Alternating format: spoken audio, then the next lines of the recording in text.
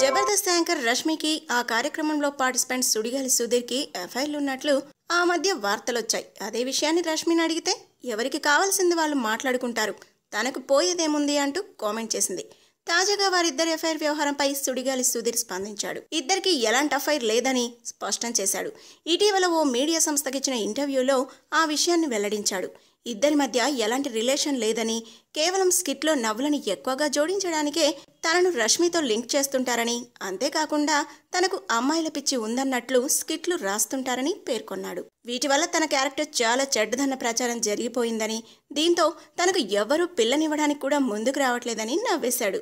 కేవలం కామెడీ కోసం వాడిన డైలాగులతో తనకు రష్మికి సంబంధం అంటగట్టేశారని అన్నాడు.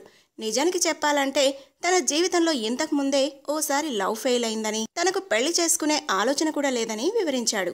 ఇక తరచూ బ్రేక్ తీసుకుంటానని, 2 రోజుల పాటు ఎక్కడికైనా వెళ్లి లైఫ్ ని ఎంజాయ్ చేస్తుంటానని వివరించాడు Sudheer. If you like the video, please like us and subscribe Tollywood Nagar.